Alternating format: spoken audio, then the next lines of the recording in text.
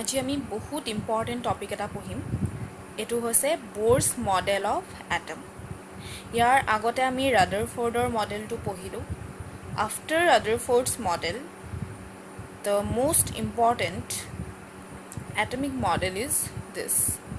যদিও এইটো পিছত গৈ ফেইলিয়ৰ হৈ গৈছিল, ইয়াৰ কিছুমান ড্ৰবেক্স ওলাইছিল, তথাপিও ইয়াৰ ইম্পৰ্টেঞ্চটো বহুত বেছি হয়। অ'কে, ইয়াৰ পিছত আমি আৰু বেলেগ এটমৰ মডেলো পঢ়িব লাগিব। ষ্টিল ইয়াক বহুত বেছি আমি ইম্পৰ্টেঞ্চ দিব লাগিব। ইয়াৰ পৰা আমি কিছুমান ফৰ্মুলা পাম, সেই ফৰ্মুলাবিলাক আমাক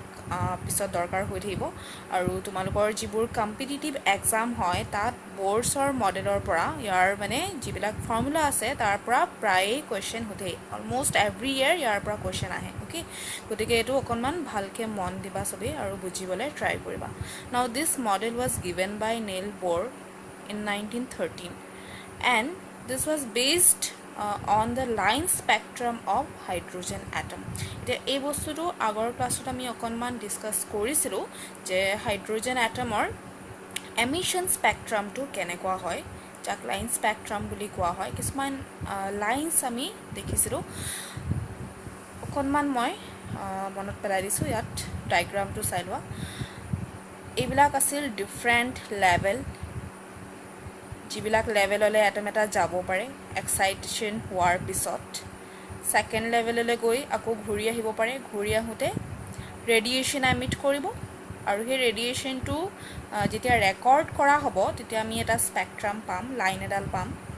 ঠিক তেনেকৈ থাৰ্ড লেভেলৰ পৰাও ঘূৰি আহিলে এডাল লাইন পাম। ফ'ৰ্থ, ফিফ্থ, ছিক্সথ এইবিলাকৰ পৰা যদি ফাৰ্ষ্ট লেভেললৈকে ঘূৰি আহে তেতিয়া আমি স্পেক্ট্ৰামটো এই লাইমেন ছিৰিজত পাম। অ'কে, মানে তাৰ এটা ৰেঞ্জ থাকিব, তাৰ ৱেভ লেংথৰ বা ফ্ৰিকুৱেঞ্চিৰ। ঠিক, আকৌ যদি যিকোনো হায়াৰ লেভেলৰ পৰা ছেকেণ্ড লেভেলটোলৈ ঘূৰি আহে তেতিয়া আমি বাৰ্মাৰ ছিৰিজৰ লাইনছবিলাক পাওঁ। দেন হায়াৰ লেভেলৰ পৰা যদি থাৰ্ড লেভেললৈকে ঘূৰি আহে পাৰ্চিয়ান ছিৰিজ, দেন চিমিলাৰলি আমি ব্ৰেকেট ছিৰিজ আৰু ফাণ্ড ছিৰিজৰ বেলেগ বেলেগ ৱেভ লেংথৰ কিছুমান স্পেক্ট্ৰেল লাইন পাওঁ in the line spectrum of hydrogen atom. এতিয়া এইবিলাক কি হয়, কেনেকুৱা ধৰণৰ লেভেল হয়, সেইবিলাকৰ ওপৰত মই একোৱেই কোৱা নাছিলোঁ, জাষ্ট এটা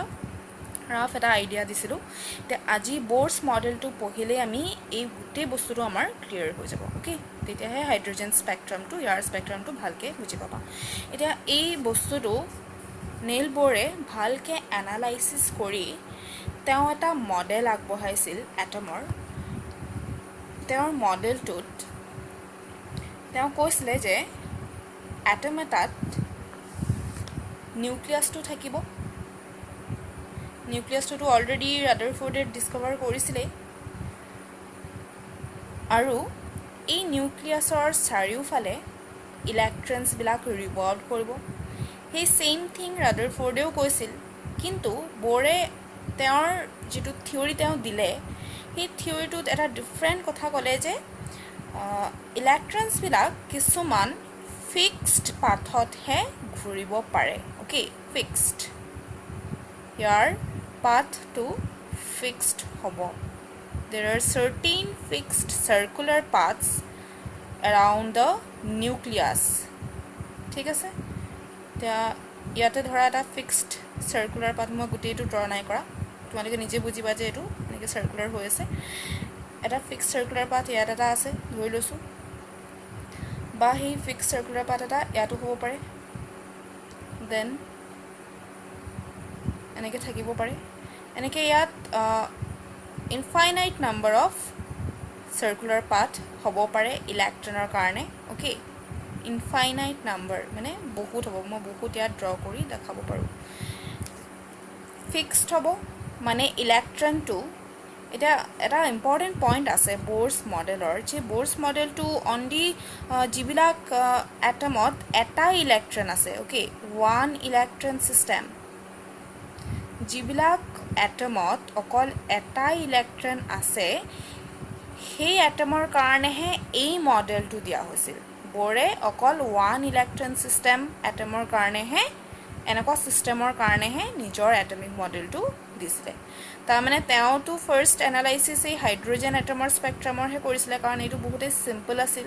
গতিকে তেওঁৰ মডেলটো এই হাইড্ৰোজেনৰ ওপৰত ভালকৈ এপ্লিকেবল আৰু লগতে যিবিলাকত অকল এটা ইলেক্ট্ৰন থাকে যেনেকৈ এক্সাম্পল ইয়াতে মই দি দিছোঁ চোৱা হিলিয়ামত দুটা ইলেক্ট্ৰন থাকে কিন্তু হিলিয়াম পজিটিভত অকল এটা ইলেক্ট্ৰন থাকিব ঠিক তেনেকৈ লিথিয়ামত তিনটা ইলেক্ট্ৰন থাকে কিন্তু লিথিয়াম 2 পজিটিভত অনলি 1 ইলেক্ট্ৰন থাকিব Similarly, beryllium 3 positive eta electron thakibo. So the Bohr's atomic model is applicable to all of these species. Yar bahire aru ahibo pare. Ite enekwa species bilak exist kore ne nokore hetu amar matter nohoy hetu ami ita bhabibo nalage. Stable hoy ne nohoy hebur pisor kotha. Etu to Bohre just eta theory he disil. Etu practically kiman mane হসা হয় মিছা হয় হেবিলাকটো পিছতহে বেলেগেহে গৈ মানে সালে যে এটো হবনে নহব ইয়াৰো বহুতো ড্ৰবেক্স উলালে ৰাইট গতিকে তেওঁৰ মডেলটো এনেকুৱা ওৱান ইলেক্ট্ৰন সিস্টেমৰ ওপৰতহে এপ্লিকেবল গতিকে এটমটোত ইলেক্ট্ৰন অকল এটাই থাকিব লাগিব ঠিক এটা হে ইলেক্ট্ৰনটো এইটো পাথত থাকিব পাৰে এই যে ফিক্সড পাথ বিলাকৰ কথা কৈছে ইহতক বৰে কৈছিল অৰবিট একেটাই কথা ৰাদাৰফোৰ্ডেও কৈছিল কিন্তু ৰাদাৰফোৰ্ডে ফিক্সড হয় নে কি হয় এনেকুৱা ইয়াত মাজতো অৰবিট আহিব পাৰে থিয়ৰি অৰবিট হ'ব পাৰে হেতু ৰাদাৰফোৰ্ডে ইমান এক্সপ্লেইন কৰা নাছিল যে ইলেক্ট্ৰনবোৰ কোনবিলাক অৰবিটত ঘূৰিব পাৰিব তে এটো এক্সপ্লেনেশন বৰেহে দিব পাৰিছিল তে ক'লে যে ফিক্সড অৰবিট হ'ব আৰু এই অৰবিট বিলাকত ইলেক্ট্ৰন বিলাক যেতিয়া থাকিব তেতিয়া ইলেক্ট্ৰনৰ এনাৰ্জিটো ফিক্স হ'ব okay so the orbit The electron revolving in an orbit has fixed energy.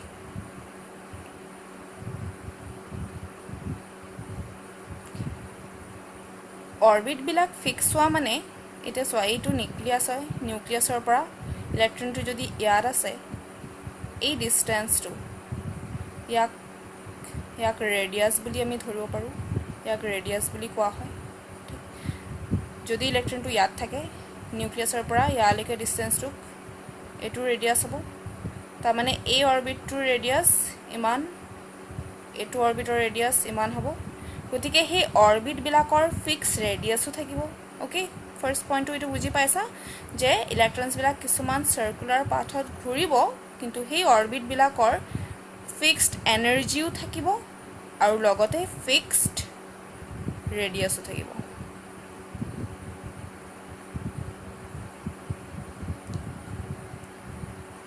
এটা কোনবিলাক অৰবিট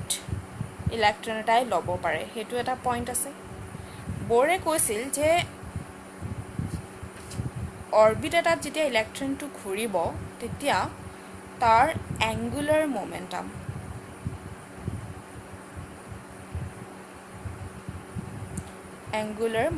তোমালোকে এইবোৰ অলপ ফিজিক্সত পাইছা চাগে মোমেন্টাম কি হয়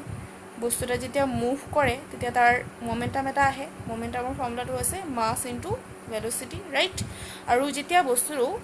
হি স্পেসিছটো যেতিয়া সাৰ্কুলাৰ মোশনত থাকিব মানে সাৰ্কুলাৰ পাথত ঘূৰিব তেতিয়া তাৰ অ্যাঙ্গুলাৰ মোমেন্টাম আহে ওকে মোমেন্টামৰ লগত যেতিয়া আমি সেই সাৰ্কুলাৰ পাথটোৰ ৰেডিয়াসটো মাল্টিপ্লাই কৰি দিও তেতিয়া আমি বস্তুটোৰ অ্যাঙ্গুলাৰ মোমেন্টামৰ ভ্যালু পাই যাও নাও since the electron is revolving in circular path so it will have some angular momentum right etia jibilak pathot jibilak rastat orbitot electron tor angular momentum or value to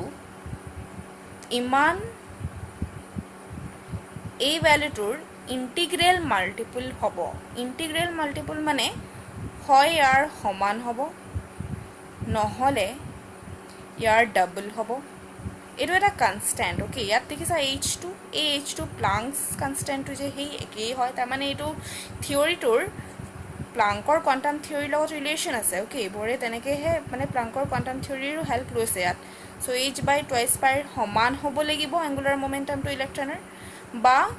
যদি কৰবাত ইয়াৰ ঠিক ডাবল হৈছে সেই অৰবিটটো ইলেক্ট্ৰনটো ঘূৰিব পাৰে বা যদি ইয়াৰ ট্ৰিপল হৈ আছে তেতিয়াও সেই অৰবিটটোত ইলেক্ট্ৰনটো থাকিব পাৰে বা ইয়াৰ যদি 4 টাইমছ হৈ আছে তেতিয়াও ইলেক্ট্ৰনটো হেতু অৰবিটত ঘূৰিব পাৰে এণ্ড সো অন মানে 5 6 7 এনেকৈ যিকোনো এটা h/2 ইণ্টিগ্ৰেল মাল্টিপল যদি হয় ইলেক্ট্ৰনটোৰ এংগুলাৰ মোমেণ্টামটো তেতিয়াহে সেই অৰবিটটো পাৰমিছিবল হ'ব মানে এলাউড হ'ব তেতিয়াহে ইলেক্ট্ৰনটো সেই অৰবিটটোত ঘূৰিব পাৰিব যদি ক'ৰবাত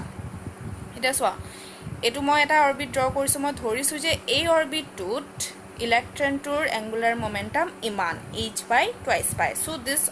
orbit is allowed ইয়াত ইলেক্ট্ৰনটো ঘূৰিব পাৰে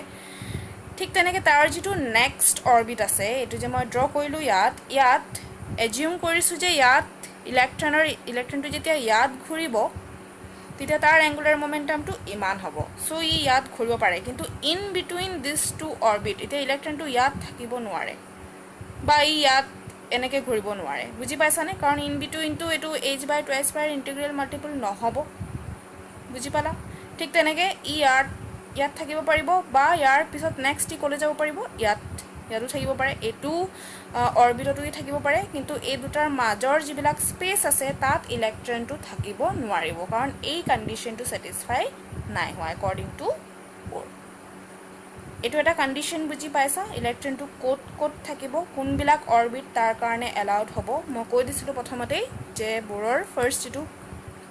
ব'ৰৰ যিবিলাক মানে থিয়ৰিটোত যিবিলাক পইণ্ট আছিল তাৰ ভিতৰত এটা হৈছে যে অৰবিটটোৰ ফিক্সড ৰেডিয়াছ থাকিব এতিয়া কোনবিলাক অৰবিট এলাউড হ'ব কৈ দিছোঁ য'ত এংগুলাৰ মোমেণ্টাম ইলেক্ট্ৰনৰ ইমান ভেলু য'ত হ'ব সেইবিলাকহে অৰবিট ইলেক্ট্ৰনটোৰ কাৰণে এলাউড হ'ব তাৰ বাহিৰে কোনো ধৰণৰ অৰবিট ইলেক্ট্ৰনটোৱে কেতিয়াও মানে তাত যাব নোৱাৰে ঠিক আছে এতিয়া নেক্সট আহোঁ আমি এনাৰ্জিৰ কথালৈ ইলেক্ট্ৰনটো যেতিয়া এটা অৰবিটত ঘূৰি থাকিব তেতিয়া ইয়াৰ এনাৰ্জিটো ফিক্স থাকিব ঠিক ইয়াত কিবা এটা এনাৰ্জি থাকিব ইলেক্ট্ৰনটো যদি এইটোত আছে ইয়াতো ইয়াৰ এটা এনাৰ্জি থাকিব গতিকে আমি এই অৰবিটবিলাকক এনাৰ্জি লেভেল বুলিও ক'ব পাৰোঁ বুজি পাইছানে ফিক্সড এনাৰ্জিৰ লেভেল হয় এইবিলাক ইয়াত কিবা এটা এনাৰ্জি হ'ব ইলেক্ট্ৰন থাকিলে ইয়াত থাকিলে বেলেগ এটা এনাৰ্জি হ'ব ইয়াত থাকিলে বেলেগ এটা এনাৰ্জি থাকিব এই দুটা এনাৰ্জিৰ বাহিৰে ইয়াৰ মাজৰ কোনো মানে ঠাইটি থাকিলে মানে তাৰ কাৰণে এইটো পচিবল নহয় যে ই মাজতো থাকিব মানে আমি বেলেগ এনাৰ্জিৰ বেলেগ ভেলু ই ল'ব নোৱাৰে অ'কে হয় ই ইয়াৰ সমান এনাৰ্জি ল'ব পাৰিব বা ইলেক্ট্ৰনটোৱে ইয়াৰ সমান এনাৰ্জি ল'ব পাৰিব বা ইয়াৰ সমান এনাৰ্জি ল'ব পাৰিব ইন আদাৰ words we can say that the energy of the electron is quantised energy of the electron is quantised বুলি ক'লে বুজি পোৱা কোৱাণ্টাইজড মানে হৈছে ফিক্স ভেলু থকা ইলেক্ট্ৰনটোৰ কিছুমান এনাৰ্জিৰ ফিক্স ভেলুহে থাকিব অ'কে নাও when the electron is moving on a orbit তেতিয়া কি হয় তাৰ এনাৰ্জিটো ফিক্স থাকে এই এনাৰ্জিটো এনেই চেঞ্জ নহ'ব নিজে নিজে এনেকৈ চেঞ্জ হৈ নাথাকে যেনেকৈ আগতে মেক্সৱেলে কৈছিলে যে চাৰ্জ স্পেচিছ এটা যেতিয়া ঘূৰিব তেতিয়া ই এনাৰ্জি এৰি দিব মানে তাৰ এনাৰ্জিটো ডিক্ৰিজ হৈ যাব এনাৰ্জি কমি শেষত গৈ এই নিউক্লিয়াছত আহিয়ে পৰি যাব গতিকে এটমৰ যোনটো ৰাদাৰফৰ্ডৰ মডেল আছিল সেই মডেলটো আনষ্টেবল বুলি কৈ দিছিল সেইটো এটা পইণ্ট আছিলে কিন্তু একৰ্ডিং টু নীল ব'ৰ ইলেক্ট্ৰনটো যেতিয়া এটা অৰবিটত ঘূৰিব তাৰ এনাৰ্জিৰ কোনো ধৰণৰ চেঞ্জ নহ'ব তাৰ এনাৰ্জিটো ফিক্সে থাকিব বাট এই ইলেক্ট্ৰনটো ই এতিয়া চোৱা এই ফাৰ্ষ্ট এনাৰ্জি লেভেলত আছে ই ফাৰ্ষ্ট এনাৰ্জি লেভেলৰ পৰা ছেকেণ্ড এনাৰ্জি লেভেললৈ জাম্প কৰিব পাৰে অ'কে বা ই ফাৰ্ষ্টৰ পৰা থাৰ্ডলৈও জাম্প কৰিব পাৰে এতিয়া জাম্প কৰিবলৈ হ'লে তাক এনাৰ্জি দৰকাৰ হ'ব যদি ফাৰ্ষ্টৰ পৰা ছেকেণ্ডলৈ যাব বিচাৰিছে now this second energy level has higher energy than the first one and similarly the third energy level has far higher energy than the second one বুজি পাইছানে যিমানেই আমি দূৰলৈ যাম যিমানেই অৰবিটটো ডাঙৰ হৈ হৈ গৈ থাকিব এনাৰ্জিটো সিমানেই ইনক্ৰিজ হৈ হৈ গৈ থাকিব গতিকে ইলেক্ট্ৰনটো যদি ফাৰ্ষ্ট এনাৰ্জি লেভেলৰ পৰা সেকেন্ড এনাৰ্জি লেভেললৈ যাব বিচাৰিছে তেতিয়া তাক এই দুটাৰ যেটো এনাৰ্জিৰ গেপ মানে ডিফাৰেন্স ইমান এনাৰ্জি তাক লাগিব এই গেপটোৰ সমান এনাৰ্জি তাক লাগিব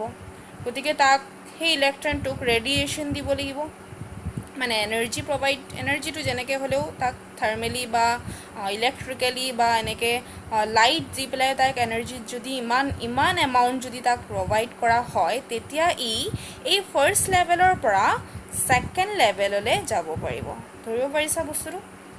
বা তাক যদি এই গেপটোৰ সমান first and third energy level এই গেপটোৰ সমান এনাৰ্জি যদি তাক দি দিয়া হয় তেতিয়া ইয়াৰ পৰা ডাইৰেক্ট জাম্প কৰিব ক'লে যাব থাৰ্ড এনাৰ্জি লেভেললৈকে গুচি যাব কিন্তু এতিয়া চোৱা যদি তাক ইমান এনাৰ্জি দিয়া হোৱা নাই ইয়াৰ আধা দিছে মানে তাক ইমান দিছে তেতিয়া ইলেক্ট্ৰনটো ইয়ালৈকে আহি নাযায় অলৰেডি কোৱা হৈছে যে energy of the electron is quantize তাৰ মানে তাৰ এনাৰ্জিটো এই লেভেলত যিমান এনাৰ্জিত আছে হিমান হ'ব পাৰে সেকেন্ড ইয়ালেহে যাব পাৰে তাৰ মাজৰ কোনো ঠাইতে ৰখিব নোৱাৰে ওকে যেনেকৈ ধৰা এতিয়া ট্ৰেইন এখন যেতিয়া গৈ থাকে তাৰ কিছুমান পাৰ্টিকুলাৰ ষ্টেচন থাকে ৰাইট সেই ষ্টেচন ইন বিটুইন ষ্টেচনটো ট্ৰেইনখন ৰৈ নাযায় ঠিক তেনেকৈ এই ইলেক্ট্ৰনবিলাকৰ কাৰণে এইবিলাক এটা এটা ষ্টেচন বুলি তোমালোকে ধৰিব পাৰা এই ষ্টেচনলৈকে যাবই লাগিব যদি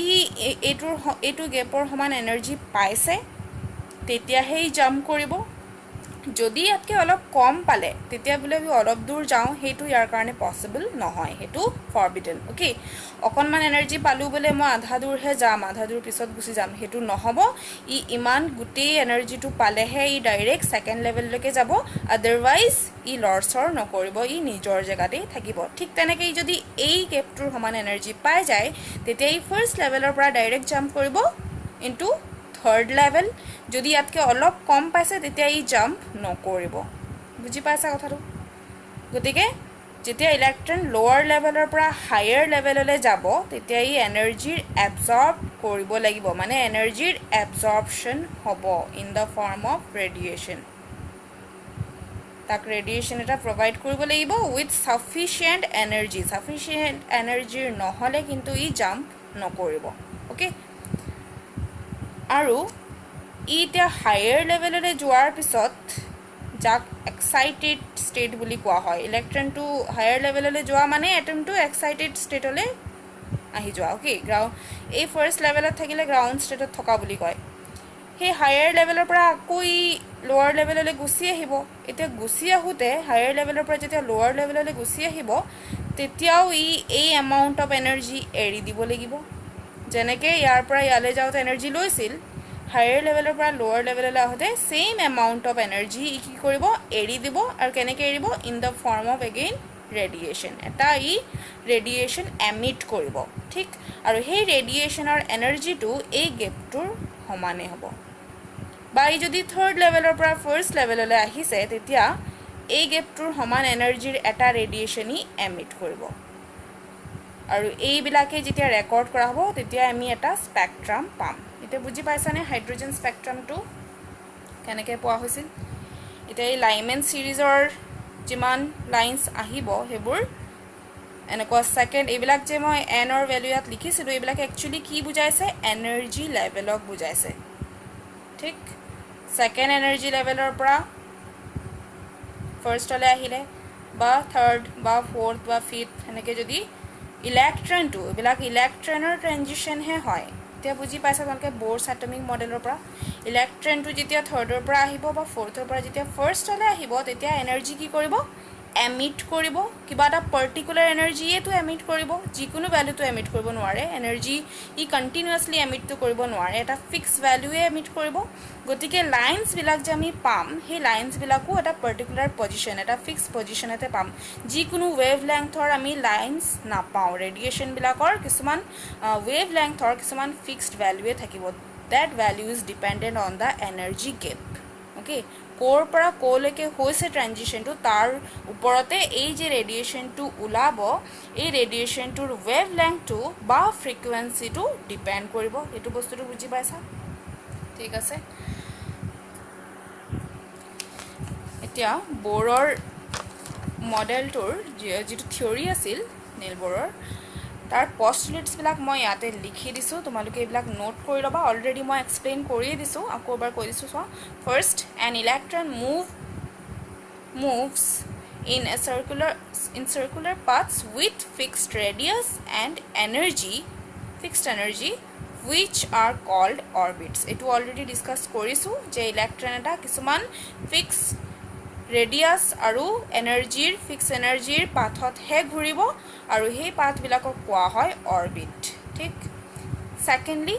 an electron can move only in those orbits where its angular momentum is an integral multiple of this quantity etu eta fixed constant value hoy h2 has a Planck's constant tolot ase 2 pi